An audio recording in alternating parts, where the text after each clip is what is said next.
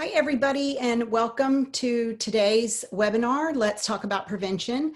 If you've joined us for previous webinars, then you may recognize me. I'm Stacy Pendarvis, the Vice President of Programs at the Monique Burr Foundation for Children.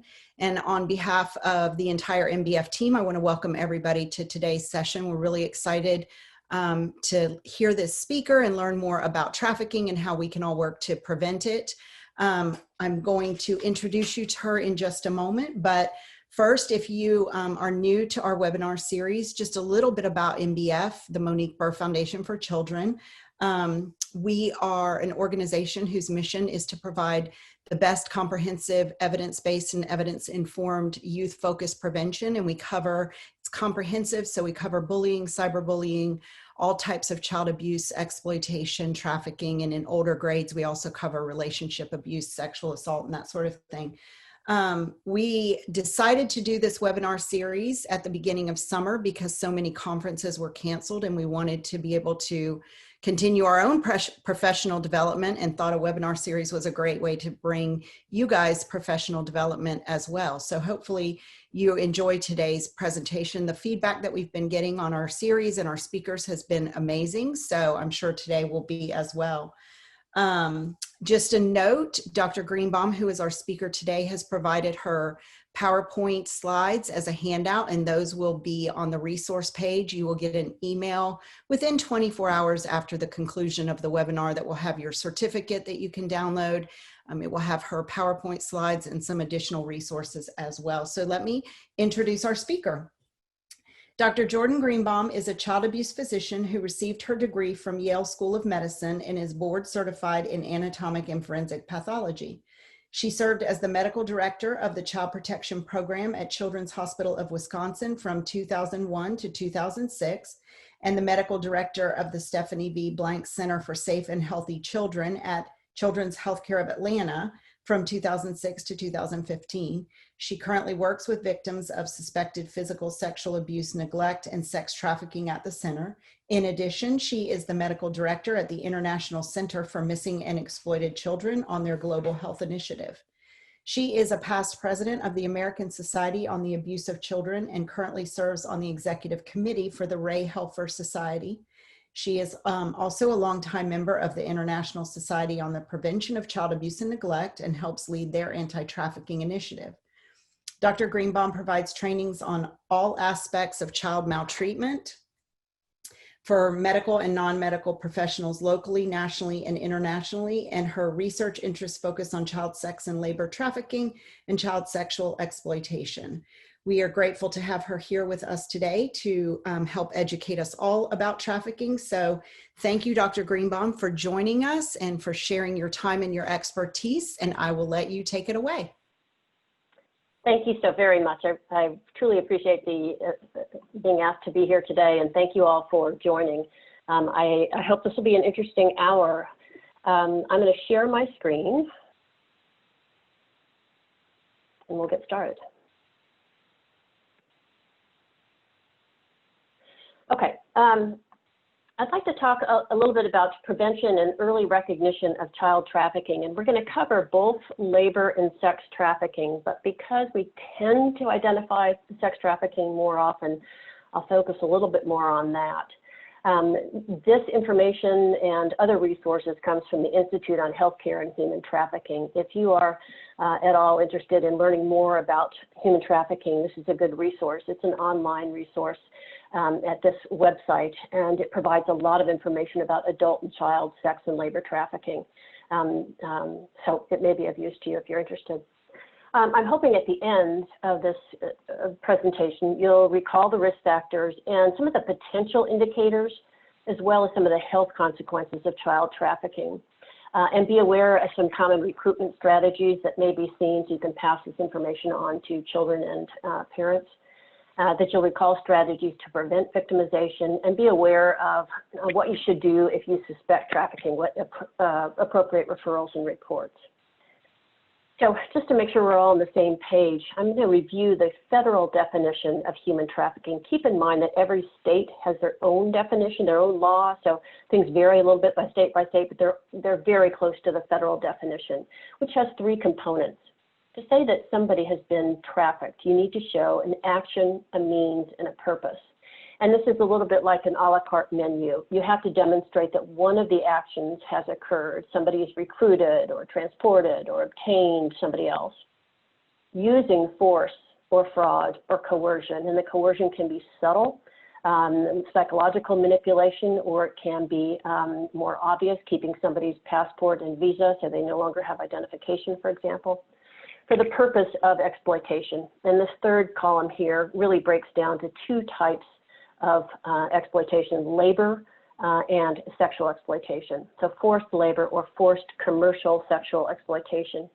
And commercial sexual exploitation refers to a sex act in which there is an exchange of something of value. It doesn't necessarily mean money, but something of perceived value. An important caveat of this, since we're all talking about kids, is that when you're talking about sex trafficking of a minor, and that's anyone under 18 years, you do not have to demonstrate force or fraud or coercion. In fact, the child may insist that nobody's forcing them to do this, that they've decided they want to sell sex. But they cannot legally consent to be sexually exploited. Even if they are at the legal age to consent to sex, they still cannot legally consent to be commercially sexually exploited until they're 18 years of age. So you do not have to show force, fraud, or coercion for sex trafficking. For child labor trafficking, you do need to show force or fraud or coercion. I'd like to just give some examples of the many different types of experiences that can lead to trafficking. So we're going to just look at a variety. Hector is a 16-year-old male from a small village near Villanueva in Guatemala. If you're familiar with the political situation in Guatemala, it's characterized by a lot of community violence, especially gang violence. It's a very dangerous place to be, and people generally want to get their kids out of Guatemala. His parents want him to leave to escape the violence. So he answers an ad. There's an employment agency that runs an ad in the local paper, and he answers an ad for construction work in Atlanta. And the employment officer says, I'll get you a passport, a visa, a job, an apartment, and I'll even have you join the construction union. You just have to pay me $5,000 US, which I'll loan to you, and you can pay it off in the first 2 weeks that you work. So Hector and his family, who don't know any better, say, fine. And he gets here. But he's not given an apartment. He lives on the construction site with no running water or sewage system. He has very long work days, 16 to 18 hours, and the manager keeps his visa and his passport.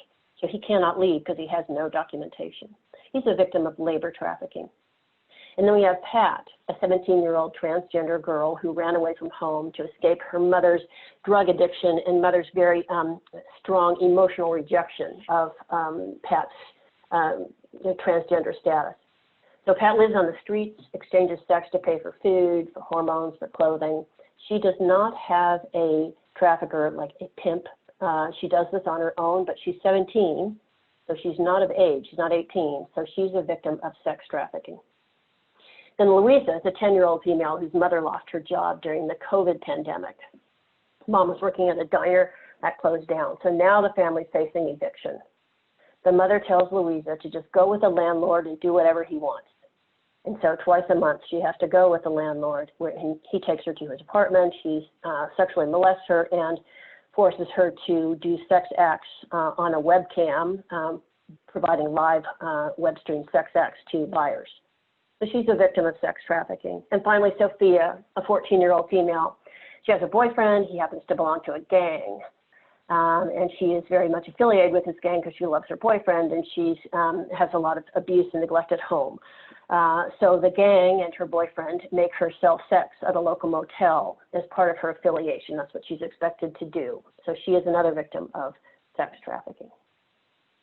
Well, when you look at cases of labor and sex trafficking, you have to ask yourself, what are the vulnerability factors? What makes certain people more at risk than others? I think you could argue that all of us are at risk, but many victims have multiple vulnerability factors or risk factors. And they tend to cluster at the individual level, meaning individual characteristics or situations, circumstances involving that one individual that rendered them at risk. And then there are risk factors at the relationship level between peers, for example, within a gang or within the family relationship. And then there are factors that affect whole communities. And even bigger, there are factors that affect the whole societal population. So let's look at Hector here. If you look at the individual risk factors, he is an immigrant and he's an unaccompanied minor, puts him at very great risk. He comes from a relationship with family poverty and essentially forced migration. So he's got two relationship level risk factors, and he comes from a community where there's a lack of resources and support. If we look at Pat on the individual level, she's transgender, so she's LGBTQ status, which puts her at higher risk because of the social ostracism kids face. She comes from family dysfunction, family violence, and is the victim of a lot of societal bias and discrimination from transphobia. So you can see that typically people have multiple risk factors. If we look at the societal level, I think that really bears a close look, looking at our own society, but also much of Western society. Social media is dominating everything today. Kids nowadays live on social media, and that's a very big way of spreading news. It sort of changed the way we communicate. Systemic racism, sexism, misogyny, homophobia, xenophobia, all of these phobias tend to result in marginalization of groups. And a marginalized person is a vulnerable person because they have many fewer opportunities and they face a lot of bias and discrimination. So that in and of itself raises their risk level. And of course, at the society's sort of cultural beliefs about sexualizing girls and young women and a fairly recent trend of glorifying the pimp culture and the prostitution culture all sort of renders children, all youth, more vulnerable. But then you have vulnerability factors that are characteristic of the age group we're talking about, which is typically adolescents, but sometimes younger children, like Louise is only 10.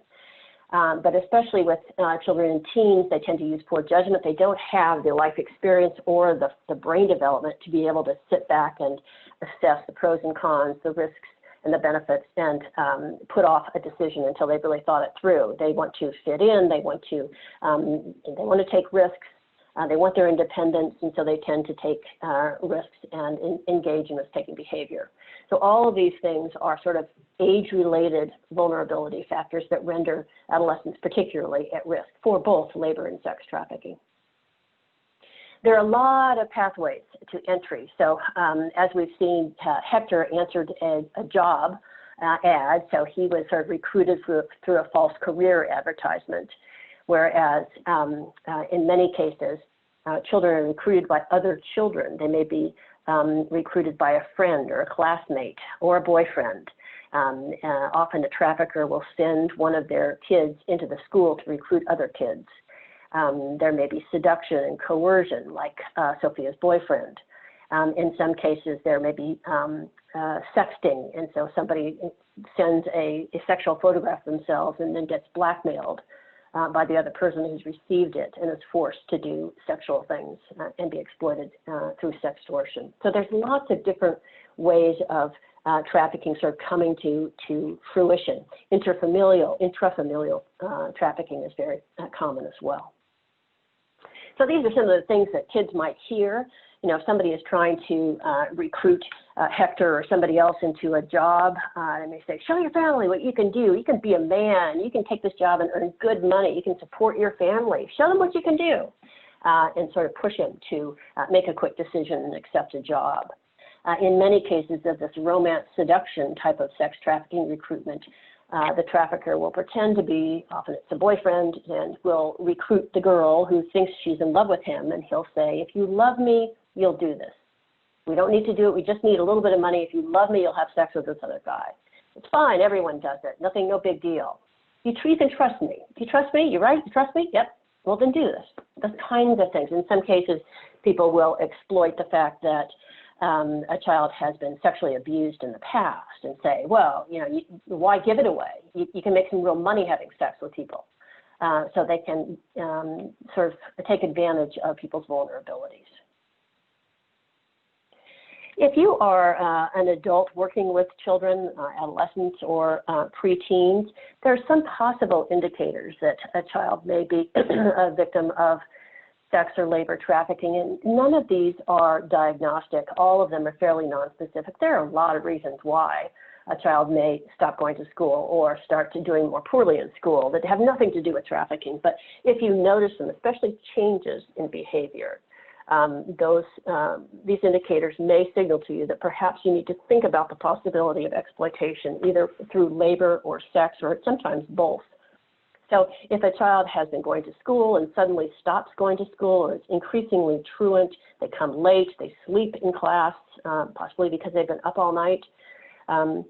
If they talk about going to different cities over the weekend, that's not uncommon for sex trafficking. The trafficker takes the child to different places to sell them.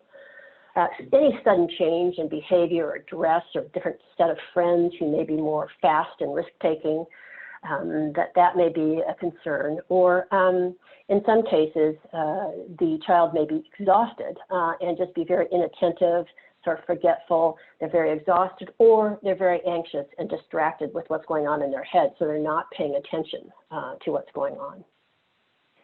Violence is also seen with both labor and sex trafficking. Now, of course, you're not going to do an exam on a child, but you may notice marks that look suspicious, and things that are potentially concerning for inflicted injury or assault are injuries that are in ordinarily protected areas of the body that usually don't get involved with accidental trauma. For example, it's pretty hard to accidentally bruise your neck. It's just not, it's generally protected. So when you see some bruising or abrasions and scrapes on the neck, you have to ask a few questions. Upper arms, again, especially if you have clusters of bruises like fingerprints from being grabbed. Any bruising on the torso. The upper and inner thighs are relatively protected, unusual areas for accidental trauma. Now, if this is a very, very active child who's doing athletics and soccer and stuff, then they get bruises in a lot of different places. But in general, these are protected areas. If a child has frequent pain complaints, this can be from a number of reasons. Pain, especially if it is sort of non-specific pain, headaches, backaches, stomach pains that don't have a clear medical cause, are often a sign of extreme stress. And so it may be that the child's stress because of their anxiety over what's happening to them manifests itself through frequent pain complaints. So this may be the child that's always going to the school nurse or always going to the doctor.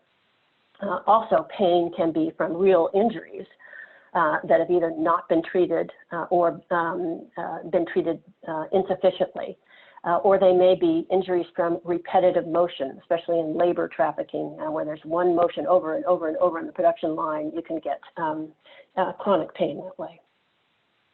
If a child is being sex trafficked, often they are not able to use condoms all the time, so they may have repeated requests for sexually transmitted infection testing or pregnancy testing, or they may have a history of an STI. Even if you're not a medical provider, if you can talk about a child's health history and then ask them, have they ever had any sexually transmitted diseases, like gonorrhea or chlamydia. Most kids have heard of the word gonorrhea. And so if they have had that, they will often say, well, I had chlamydia. And especially if you have that in a teen, that should raise some concerns. And then signs of extreme depression, suicidality, self-harm, very, very high rates of suicidality among sex-trafficked adolescents has been noted in several studies. There are different ways that children show their traumatic stress, the stress that accompanies big trauma in their lives. And these, again, are very nonspecific because the trauma can be any of a number of things. It could be losing a grandparent to death, for example. It could be a serious illness of the mother. It could be a traffic accident. It could be anything. But certainly trafficking, labor, sex trafficking, would be a source of trauma. And children at this age, adolescents and stuff, can manifest their trauma in a number of ways. And one of the things that they can do is have what we call post-traumatic stress symptoms. And one of those is that they tend to dissociate. So they're in their own minds thinking about something else, and they're not paying attention to you, and they may have kind of a glazed look. Or they may actually even feel like they're leaving themselves and kind of hovering above themselves, watching themselves in the room. So a person may say, I'm talking to her, and suddenly it's like she's not there. She's staring right through me. She's not hearing what I'm saying. That's dissociation. So that may be something that you notice happening more and more. In some cases, children will talk, in a sense, or communicate the violence or the sexual trauma they've had through drawings, through essays, through texts and messages and stuff. So you may see written or drawn things that are very violent or very sexual. In some cases, children become very, if they have a lot of difficulty controlling their emotions, and they may suddenly just go into a rage or suddenly become very upset, just kind of an emotional pendulum. And that may be associated with a lot of inner anxiety. Something in the classroom or something that comes up while you're talking to them may trigger a memory that triggers a lot of anxiety, and their reaction to that anxiety is to get angry, lash out, or just completely withdraw or dissociate. So these kind of changes in mood are not uncommon as well. Well, let's go on now to what you could do if you suspect a child may be being exploited and trafficked either by labor or sex. And I'd like to just use an example because I think that's always a little easier. So let's talk about, let's pretend you're a teacher, but you could be anybody who's talking to this child. You notice that one of your previously high-performing students, Jessica, has been consistently missing online school sessions, and she seems very uninterested in academics. She's not completing her assignments. Now, she used to be a star student. Before COVID, she'd be getting into trouble for using her cell phone frequently during school, and she had started missing school even before the COVID shutdown. And then during a recent online school session, you noticed a new tattoo on her upper chest. So you're concerned about this. Why would you be concerned? Because there's a change in behavior, sudden sort of drop in school performance, much more involved with her cell phone, and a new tattoo suggests that she's hanging out with different people, engaging in different activities than she used to. So you're concerned. So think about what you would say to encourage some sort of communication. You just want to reach out and see if she's safe.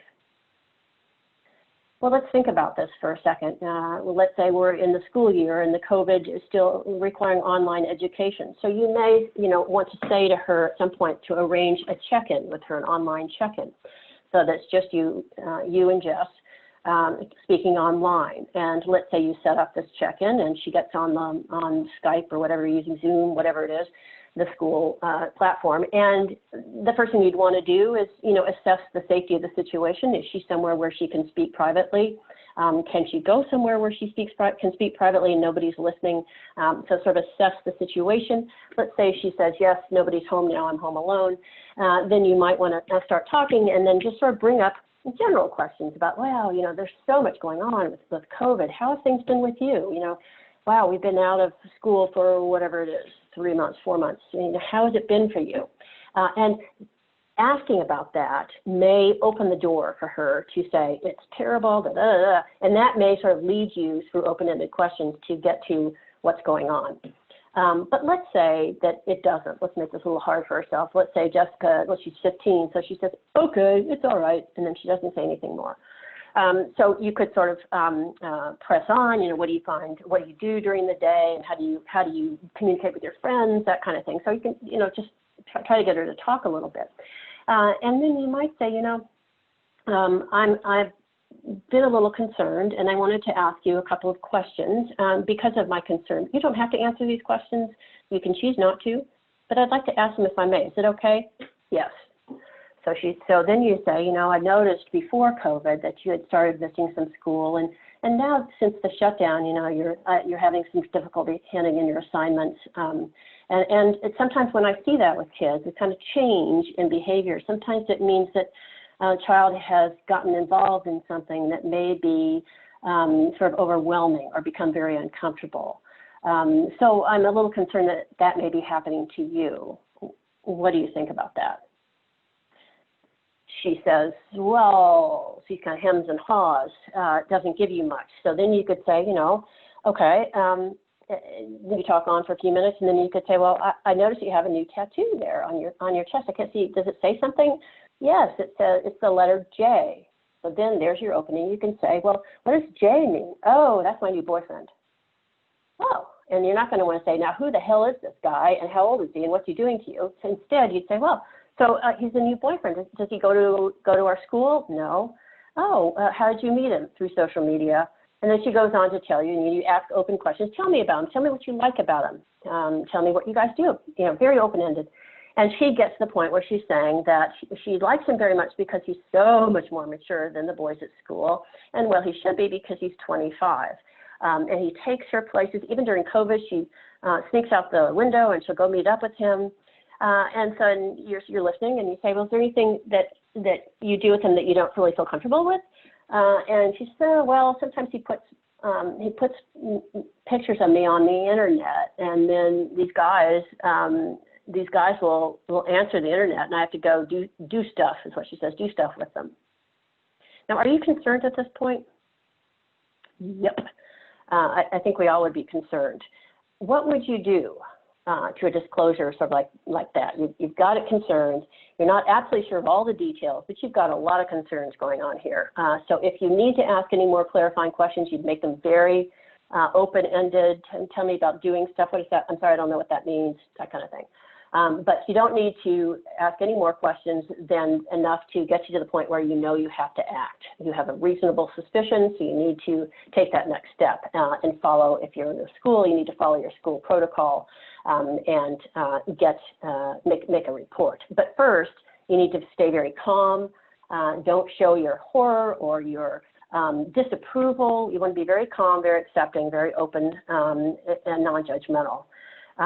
Stay with the open-ended questions if you have to ask any more. You don't want to ask leading questions like, well, why did you let him do that? Or, you know, why didn't you just tell your mother about this? Surely your mother must know, doesn't she? You know, those things are all leading questions.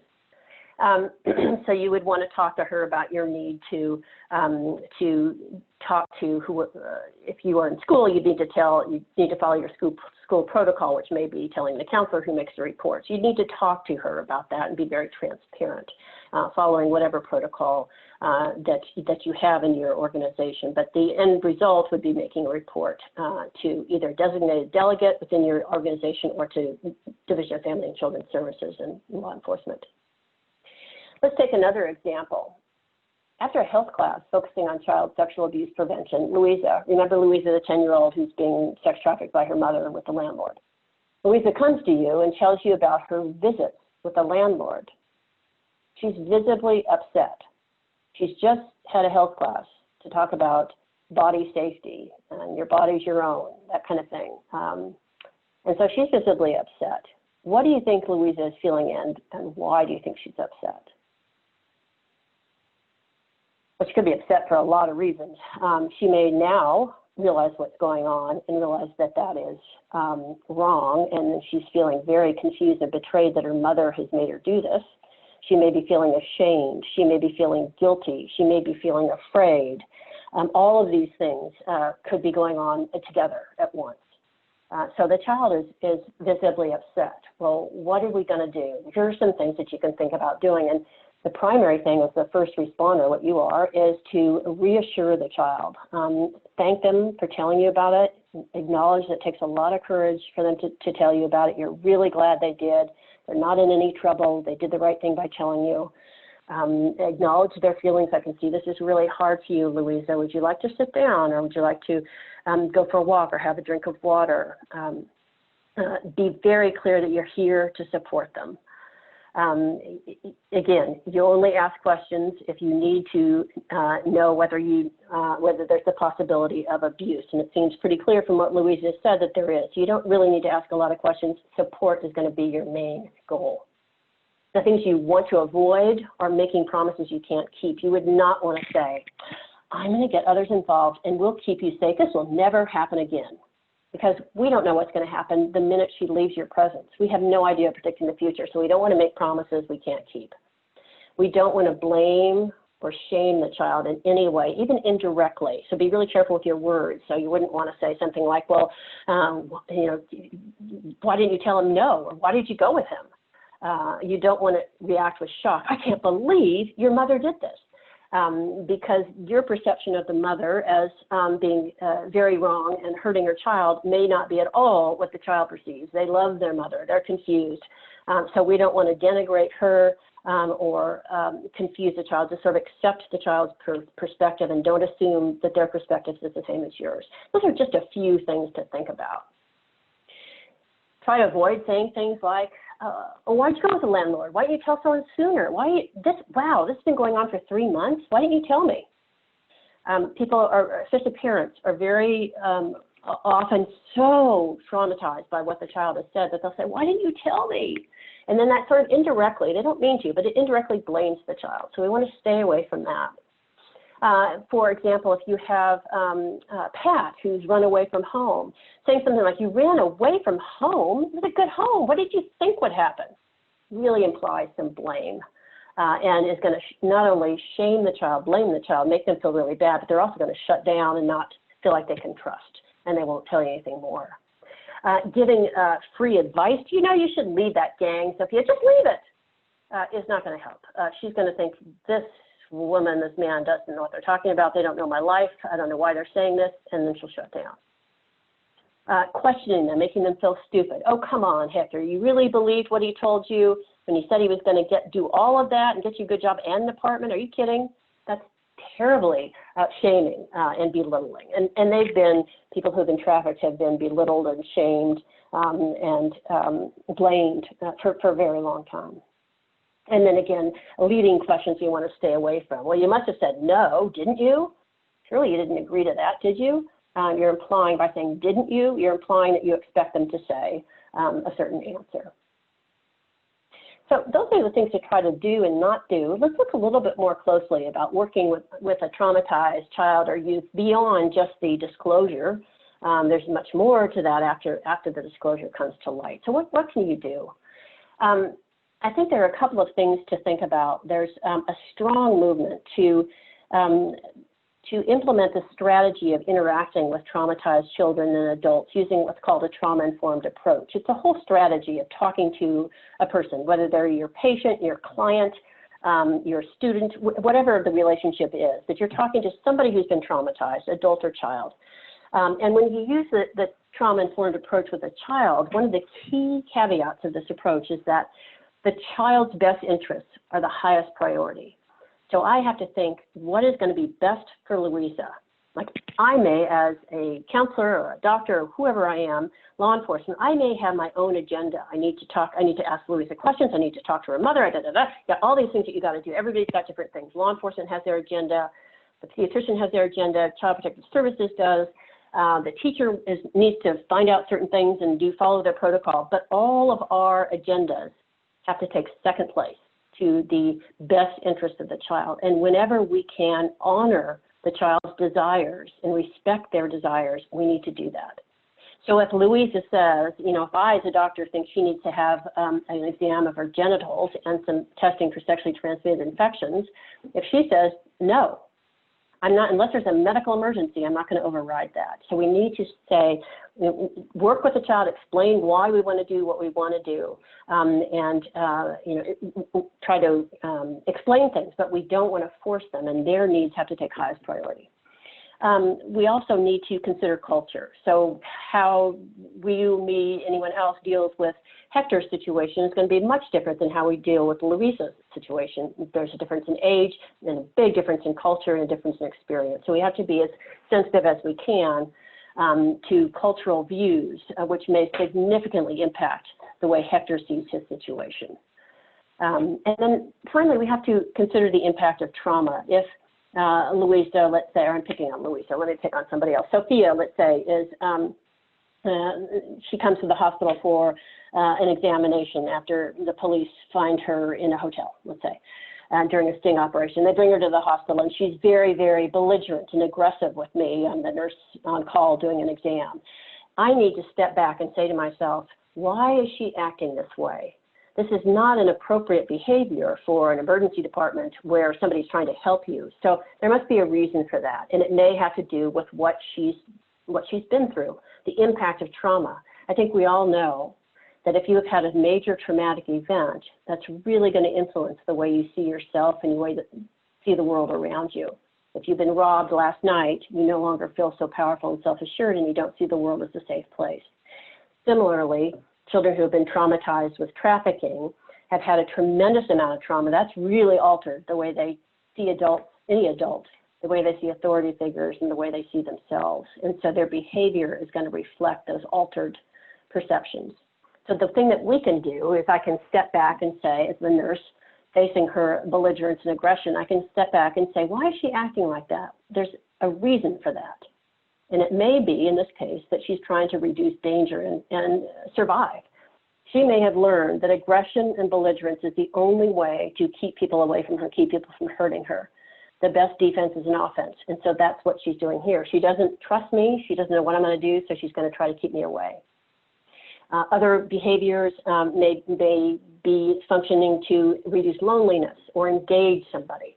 So let's say Louisa, who's been sex trafficked for quite a while, she may start developing sexualized behavior, especially when she's around with men, because that may have been the way she has learned that people, males in the world, relate to her. That's the only way she can relate to them is sexually, so that's how she communicates.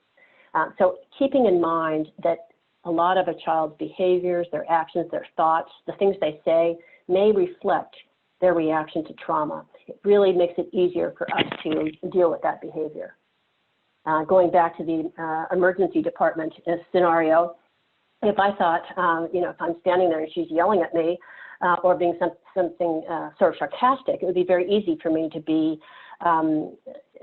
punitive, to be judgmental and say, you can't act this way in this particular, in this hospital. You have to show respect or something. Be very, come back at her with aggression as she's being aggressive with me. But if I can step back and say, I wonder why she's acting like this, probably because she's been traumatized. She's just been picked up in a hotel sting by the police. She's scared to death and she doesn't trust me. It makes it a lot easier for me to sort of ignore the belligerence, stand back and be very non-judgmental and sort of let her go, let her vent, and then try to work with her. It's a lot easier if you can sort of distance yourself. So the trauma-informed approach, if you have a behavior that may be difficult, you don't quite understand it, they're very withdrawn, they're very selfie, they're very arrogant, they're very aggressive, whatever it is, doesn't make sense in the context, don't take it personally. Think about what behavior, what function the behavior has and how it may be connected to prior trauma. And once you can understand that, it's a lot easier to step back and be non-judgmental, very calm, very open, and try to work collaboratively with the child.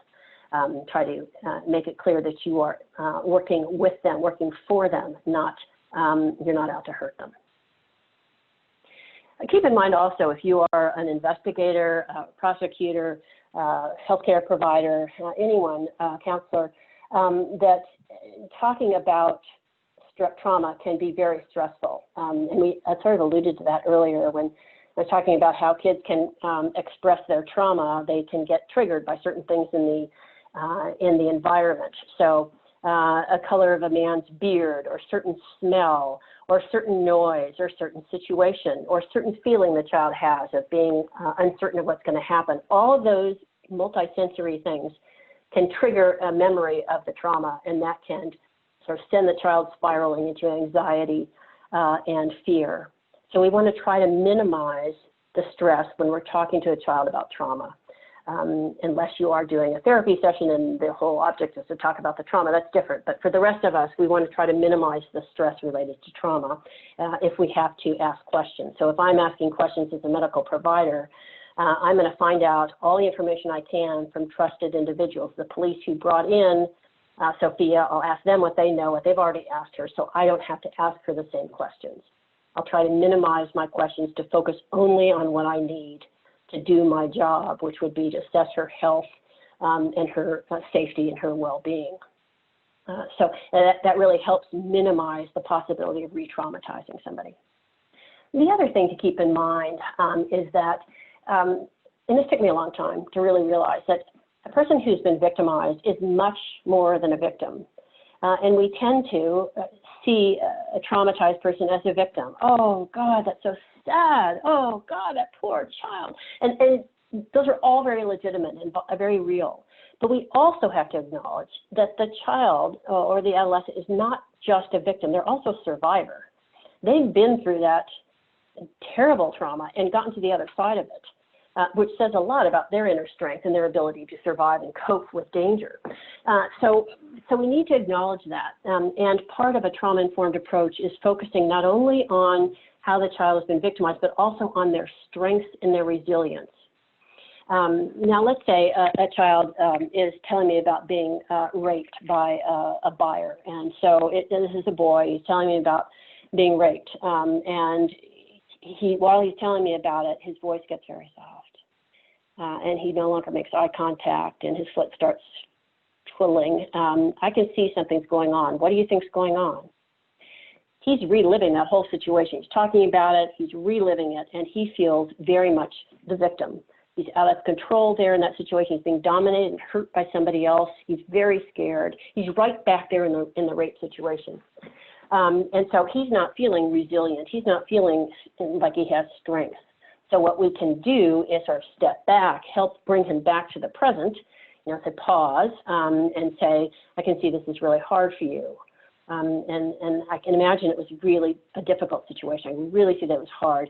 You're here now, you're sitting here now in my office, wherever you are. You can feel the chair underneath your bottom. You're here. Why don't we take a break? Do you want a glass of water? Sort of calm down, and then also focus on resilience. What you're telling me is something that happened that no child should ever have to go through. Nobody should have to go through that. But you did, and you survived it. And that means that you had a lot of inner strength that allowed you to figure out how to stay alive and how to cope with a very difficult situation. You're a very strong young man. You got to keep that in mind. Yes, this happened to you, but you lived through it, and you're getting much stronger for it. And I think that helps them realize that they're not just a victim.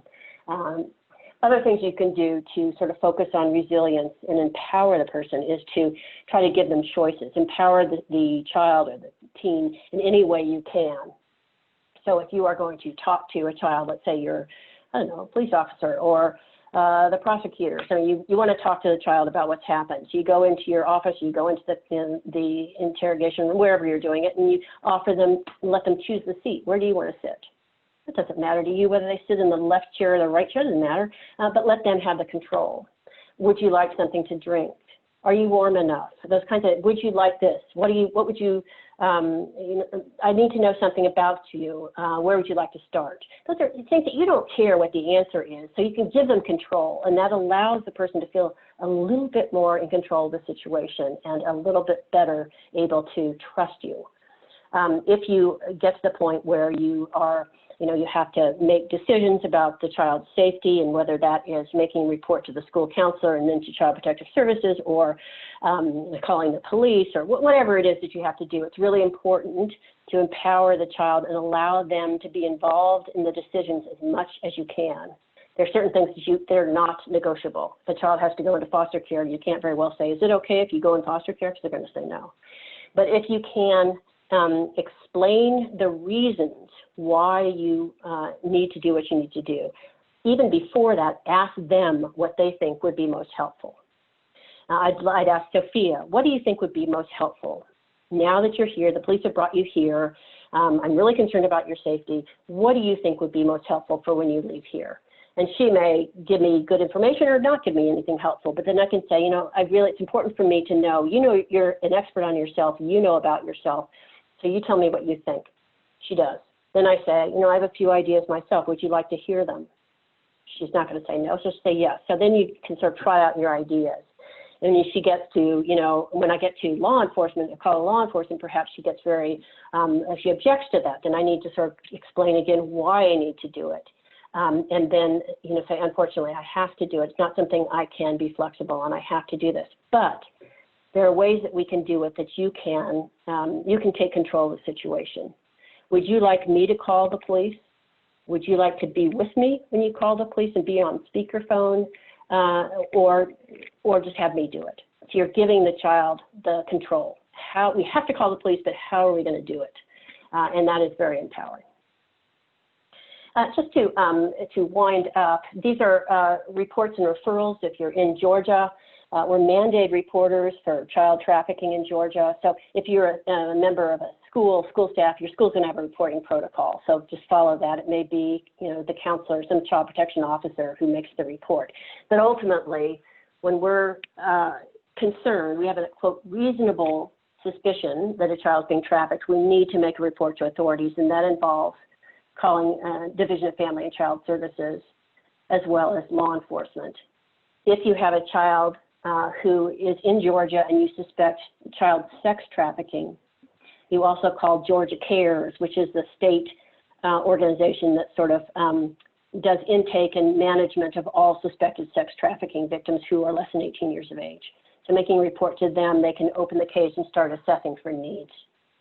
If you have a foreign national victim, like Hector, for example, you're really concerned about Hector, the best thing to do is to call Tapestry, which is an organization that serves all of the Southeast, and they provide services for foreign national victims of all ages who are victims of crime, including labor and sex trafficking. So they can help with immigration issues, legal issues, et cetera.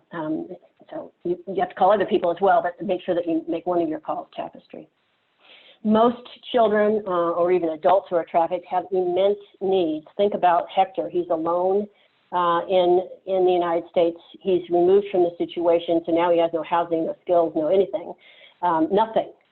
He needs so much help, and so does Sophia, and so does Louisa and her mother. So there are a lot of things that need to be done, and none of us, not any of us single people, can fulfill all those needs. And so we have to work together. And one of the things that I think is most important is to become aware of what's available in your community, and also national resources, so you know what you can offer to a child. So you can say there's a runaway shelter here, there's a homeless shelter there, there's a drug rehab here, so that you know what is available, and you together can work with these community agencies.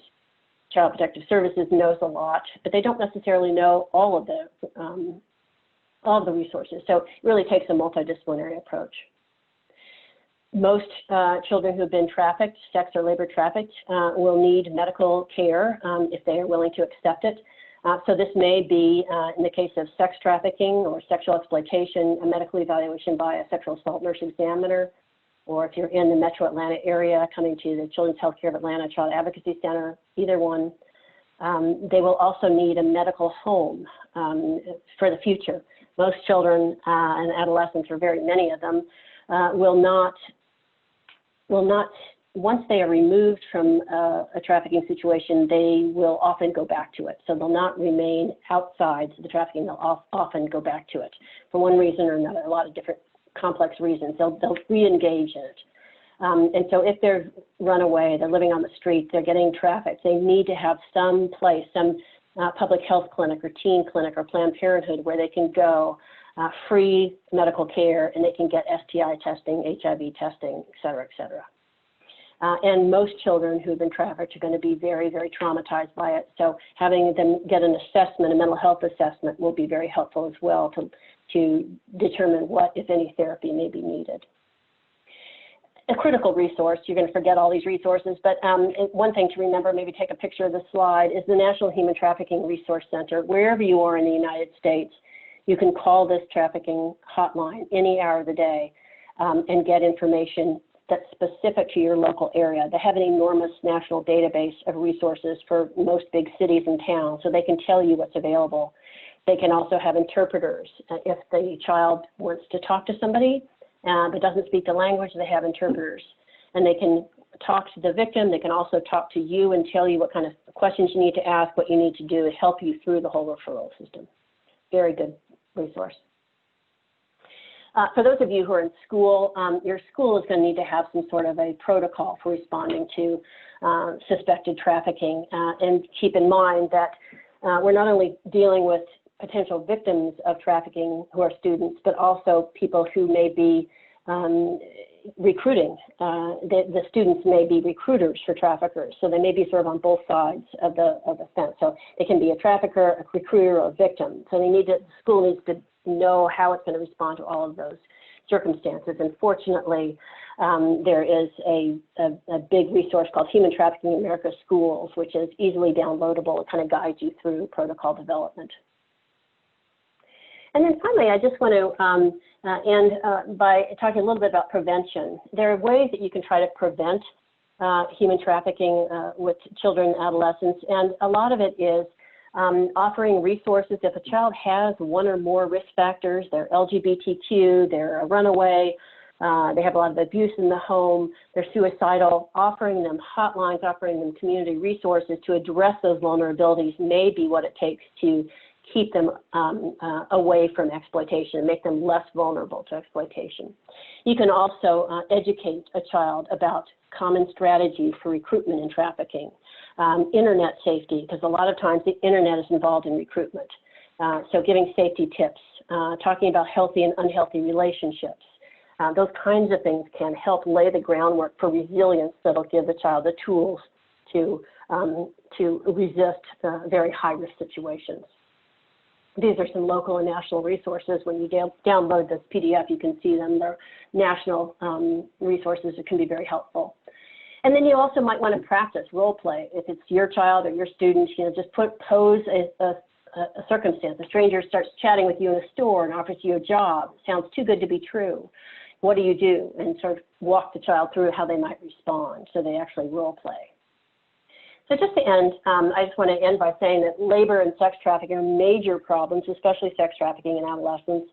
If you're in the school or other personnel, anyone who's working with a child, whether it's a child serving professional outside school, we can identify risk factors and potential indicators and step in to try to decrease vulnerability and intervene early if we sense that something is wrong.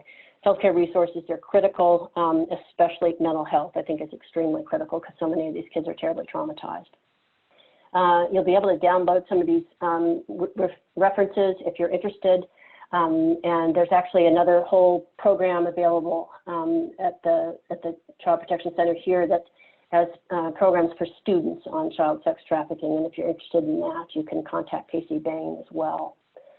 This is my contact information. I'd be glad to take questions now, or please feel free to reach out to me at any time. I'm going to stop sharing and hand it back to Stacy. Yes. Thank you so much, Dr. Greenbaum. That was fabulous. The comments, people were loving how much you were sharing and new information that, many of us haven't learned. And so that was great. Thank you so much. We do have a few minutes for questions. So we got some, obviously, when people registered, and then we've gotten some in the Q&A box. So I'll just try to hit on some of those. Okay. So one that people were asking about is kind of the statistics or data surrounding trafficking. And that sometimes that's difficult to retrieve that kind of data, especially more local and state statistics. Yeah. So where can people look for data related to their own communities and states? You're right that it's extremely hard, and any sort of estimates about the size of the problem in a state or in the country or globally are really just estimates that are probably underestimates because so often it goes unrecognized. Within Georgia, I think Georgia Cares, if you go to their website, they can provide annual numbers of how many referrals they've had. Now, not all of those referrals are kids who have been shown to have been trafficked. They're at least very high risk, at risk enough for somebody to make a referral for suspected sex trafficking. The issue of labor trafficking in Georgia is extremely difficult. It's very murky. We know that it's happening. We have almost no data, especially on children. So I'm sure it's there. We just don't have a good grip on it. Okay.